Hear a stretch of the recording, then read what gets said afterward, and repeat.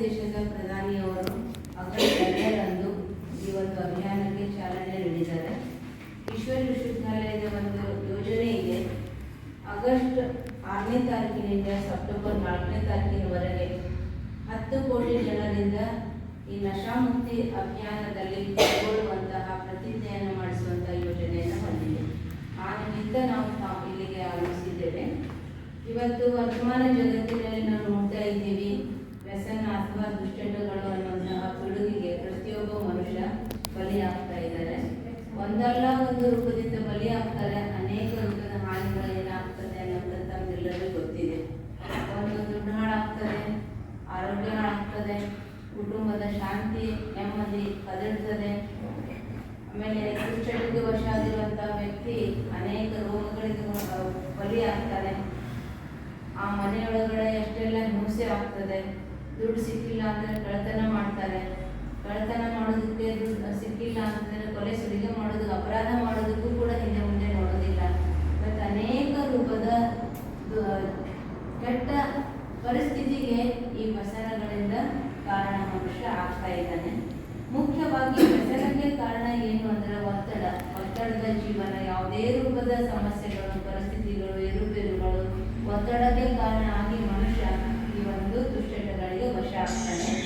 ಆ ಒತ್ತಡಕ್ಕೆ ಮುಖ್ಯ ಕಾರಣ ಏನು ಅಂತಂದರೆ ನಮ್ಮ ಮನಸ್ಸಿನ ವಿಚಾರಗಳು. ಪ್ರತಿಯೊಬ್ಬ ವ್ಯಕ್ತಿ 4 ರೂಪದ ವಿಚಾರ ಮಾಡ್ತಾರೆ: ಪಾಸಿಟಿವ್, ನೆಗೆಟಿವ್, ವೇಸ್ಟ್, ನೆಸೆಸರಿ. ಈ 4 ರೂಪದ ವಿಚಾರಗಳಲ್ಲಿ ಹೆಚ್ಚು ಸಂಖ್ಯೆಯಲ್ಲಿ ನೆಸೆಸರಿ ವಿಚಾರ ಅಂತ ಮಾಡೋದಿದೆ. ನೆಗೆಟಿವ್, ಪಾಸಿಟಿವ್, ವೇಸ್ಟ್ ಅಲ್ಲಿ ಹೆಚ್ಚು ಸಂಖ್ಯೆಯಲ್ಲಿ ಮಾಡುವಂಥ ವಿಚಾರಗಳು ಯಾವುದು ಅಂತಂದರೆ ನೆಗೆಟಿವ್ ವಿಚಾರ, ವೇಸ್ಟ್. ನೆಗೆಟಿವ್ ವೇಸ್ಟ್ ವಿಚಾರ ಮಾಡಿ ಮಾಡಿ ಮನಸ್ಸು ವೀಕ್ ಆಗ್ತದೆ.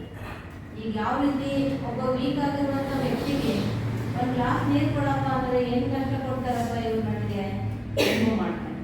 ಆರಾಮಿರುವಂಥ ವ್ಯಕ್ತಿಗೆ ಒಂದು ಗ್ಲಾಸ್ ನೀರು ಕೊಡುವಂತಂದರೆ ಏನು ಹೇಳ್ತಾನೆ, ನಾನು ಎಷ್ಟು ಬೇಕು ಹೇಳಿ ಕೊಡ್ತೀನಿ, ಇನ್ನೂ ತಂದು ಕೊಡ್ತೀನಿ ಹೇಳಿ, ಇನ್ನೂ ತಂದು ಕೊಡ್ತೀನಿ ಹೇಳಿ ಅಂತ ಹೇಳ್ತಾನೆ.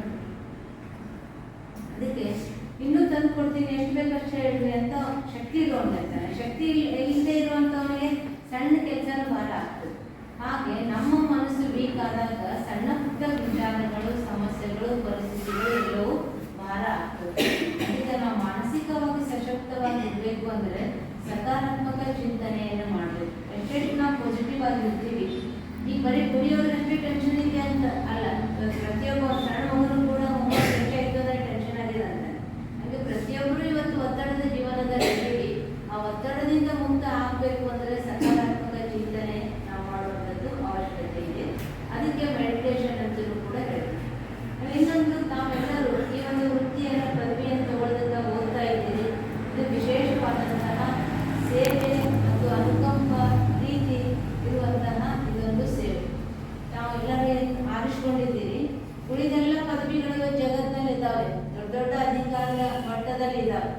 ಆದರೆ ಎಲ್ಲ ಸೇವೆಗಿಂತಲೂ ದೊಡ್ಡ ಸೇವೆ ಯಾವುದು ಅಂತಂದರೆ ನಾವು ಆಯ್ಕೆ ಮಾಡಿಕೊಂಡಿರುವಂಥದ್ದು. ಇದಕ್ಕೆ ನಾವು ನೋಡ್ತೀವಿ, ಹಾಸ್ಪಿಟ್ಲಲ್ಲಿ ಒಂದು ಪೇಷಂಟ್ ಇರ್ತಾನೆ, ಆ ನರ್ಸ್ ಒಂದು ಸ್ವಲ್ಪ ಆರಾಮಿದ್ದೀರಿ, ಹೆಂಗಿದ್ದೀರಿ, ಸ್ವಲ್ಪ ಒಂದು ತಲೆ ಮೇಲೆ ಎಡಿಸಿದ್ರೆ, ಬೆಂಚ್ ಬಿಡಿಸಿದ್ರೆ ಆರಾಮಾಗ್ತೀರಿ ಅಂತಂತಾರೆ. ಅವ್ರಿಗೆ ಅಷ್ಟೇ ಒಂದು ಮಾತಿದ್ದರೆ ಏನಾಗ್ಬಿಡ್ತದೆ, ಎಷ್ಟೋ ಚೇತರಿಸ್ಕೊತಾರೆ. ನಾನು ಮಾತಾಡ್ಸಿದ್ರು, ನಾನು ಆರಾಮಾಗ್ತೀನಿ ಅಂತ ಹೇಳಿದ್ರು. ಡಾಕ್ಟ್ರು ತಮ್ಮ ಜವಾಬ್ದಾರಿಗಳಿಂದ ಬ್ಯುಸಿ ಆಗಿರ್ತಾರೆ. ನರ್ಸ್ ಇರುವಂಥವ್ರು ಹೆಚ್ಚು ಸಮಯ ಕೊಡ್ತಿರ್ತಾರೆ. ಅವಾಗ ಬರೀ ಸಿಸ್ಟರ್ ಅಂತ ಅಂದ್ಕೂಡಲೇ ಓಡಿ ಬರ್ತಾರೆ. ಸಿಸ್ಟರ್ ಅಂತ ಎಷ್ಟು ಮನೆಯೊಳಗಿಂದ ಎಲ್ಲರಿಗಿಂತಲೂ ಅವ್ರ ಪ್ರತಿಯಾಗಿ ಹೆಚ್ಚಿರ್ತದೆ, ಹೆಚ್ಚು ಪ್ರೀತಿ ಇರ್ತದೆ. ಒಂದು ಅನುಕಂಪದಿಂದ, ಪ್ರೀತಿಯಿಂದ, ದಯೆಯಿಂದ, ಕರುಣೆಯಿಂದ ತಾವೇನು ಸೇವೆ ಮಾಡ್ತೀರಿ, ಅದೇ ಸೇವೆಯಿಂದ ಆಶೀರ್ವಾದದ ಗಳಿಕೆ ಮಾಡ್ಕೊಳ್ತೀವಿ. ದುಡ್ಡು ಗಳಿಕೆ ಯಾರಾದರೂ ಮಾಡ್ಬೋದು. ಅದು ದುಡ್ಡಿನ ಗಳಿಕೆ ಅಂತೂ ಜೀವನ ನಿರ್ವಹಣೆಗೆ ಅವಶ್ಯಕತೆ ಇದೆ. ಅದ್ರ ಜೊತೆಗೆ ಆಶೀರ್ವಾದದ ಗಳಿಕೆ ಮಾಡ್ಕೊಳ್ತೀವಿ. ಆಶೀರ್ವಾದ ಗಳಿಕೆ ನಾಶ ಎಂದೂ ಕಡಿಮೆ ಆಗುವಂಥದ್ದು, ನಾಶ ಆದ ಶಬ್ದ. ಅದಕ್ಕೆ ಅಂತ ಸೇವೆಯನ್ನು ನೀವು ಆರಿಸ್ಕೊಂಡಿದ್ದೀರಿ. ಅದರಲ್ಲೂ ನಾವು ಇದೊಂದು ಮೆಡಿಕಲ್ ಫೀಲ್ಡ್ ಅವ್ರಿಗೆ ಇದ್ದೀವಿ. ಈಗ ನಮ್ಮ ಆಂತರಿಕ ಶಕ್ತಿಯ ಒಂದು ಗುಣಗಳು ಯಾವುದು ಅಂದರೆ ಶಾಂತಿ, ಪ್ರೀತಿ, ಆನಂದ, ಸುಖ, ಜ್ಞಾನ, ಪವಿತ್ರತೆ, ಶಕ್ತಿ. ಇವು 7 ಎಲ್ಲರೊಳಗೂ ಇನ್ನೇಟ್ ಕ್ವಾಲಿಟೀಸ್ ಇದ್ದಾವೆ. ಆಂತರಿಕವಾದಂಥ ಗುಣಗಳು ಎಲ್ಲರಲ್ಲಿ ಇದ್ದಾವೆ. ಆ ಪ್ರತಿಯೊಂದೊಂದು ಗುಣಗಳು ಈ ದೇಹದ ವ್ಯವಸ್ಥೆಯ ಮೇಲೆ ಪ್ರಭಾವ ಬೀರ್ತವೆ. ಈಗ ಶಾಂತಿ ಶಾಂತಿ ಉಸಿರಾಟದ ವ್ಯವಸ್ಥೆ ಮೇಲೆ ಪ್ರಭಾವ ಬೀರ್ತದೆ. ಎಷ್ಟು ನಾವು ಶಾಂತಿಯಿಂದ ಇರ್ತೀವೋ ನಮ್ಮ ಉಸಿರಾಟದ ವ್ಯವಸ್ಥೆ ಏನಿರ್ತದೆ, ಚೆನ್ನಾಗಿರ್ತದೆ. ಪ್ರೀತಿ ಹೃದಯದ ವ್ಯವಸ್ಥೆಯ ಮೇಲೆ ಪ್ರಭಾವ ಬೀರ್ತದೆ. ಆನಂದ ರೋಗ ನಿರೋಧಕ ಶಕ್ತಿಯನ್ನು ಹೆಚ್ಚಿಸ್ತದೆ. ಎಷ್ಟೆಷ್ಟು ಖುಷಿಯಿಂದ ಇರ್ತೀವಿ. ಮತ್ತೆ ರೋಗಿಗಳಿಗೆ ಏನು ಹೇಳ್ತಾರೆ, ದುಃಖ ಕೊಡಬಾರ್ದು, ತೊಂದರೆ ಆಗಬಾರ್ದು, ಕಷ್ಟದ ಅನುಭವ ಮಾಡಬಾರ್ದು. ಅವ್ರು ಎಷ್ಟೇ ರೋಗ ಇದ್ರೂ ಅವರಿಗೆ ಮನಸ್ಸಿಗೆ ತೊಂದರೆ ಆಗ್ದಂಗೆ ನೋಡ್ಕೋಬೇಕು ಅಂತ ಹೇಳ್ತೀವಿ. ಯಾಕಂದರೆ ಆನಂದದ ಅನುಭವ ಎಷ್ಟೆಷ್ಟು ಮಾಡ್ತೀವಿ ಅಷ್ಟು ರೋಗ ನಿರೋಧಕ ಶಕ್ತಿ ಹೆಚ್ಚಾಗ್ತದೆ.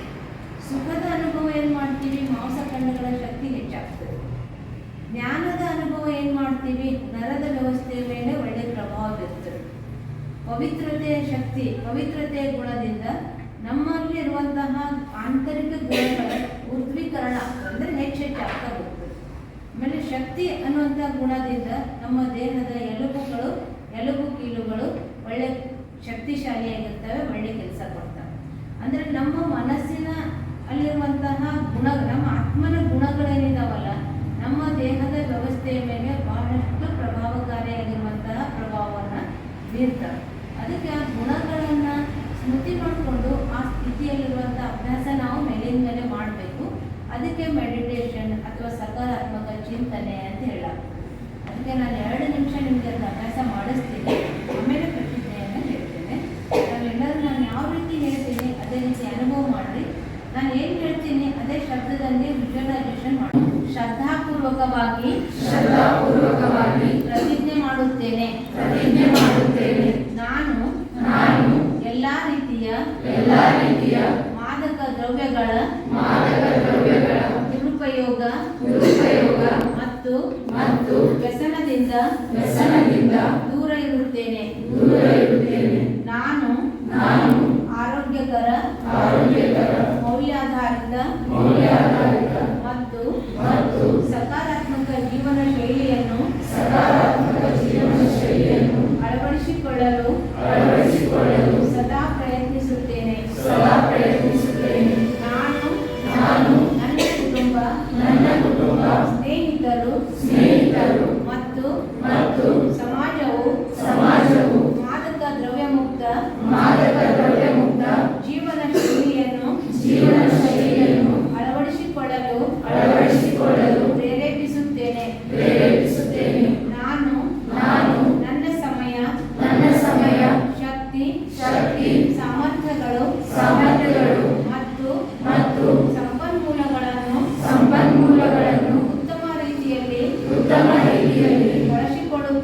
ಬಳಸಿಕೊಳ್ಳುತ್ತೇನೆ. ನಾನು ಮಾದಕ ದ್ರವ್ಯ ಮುಕ್ತ ಆರೋಗ್ಯಕರ ಮತ್ತು ಅಭಿವೃದ್ಧಿ ಹೊಂದಿದ ಭಾರತದ ನಿರ್ಮಾಣಕ್ಕೆ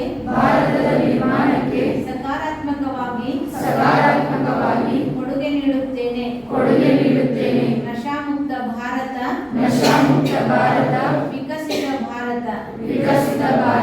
ಜೈ ಹಿಂದ್.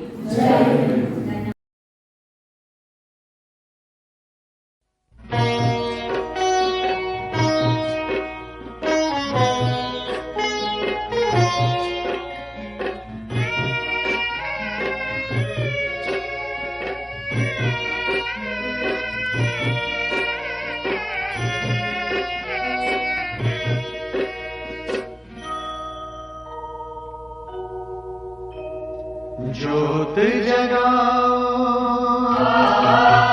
ज्योत जगाओ,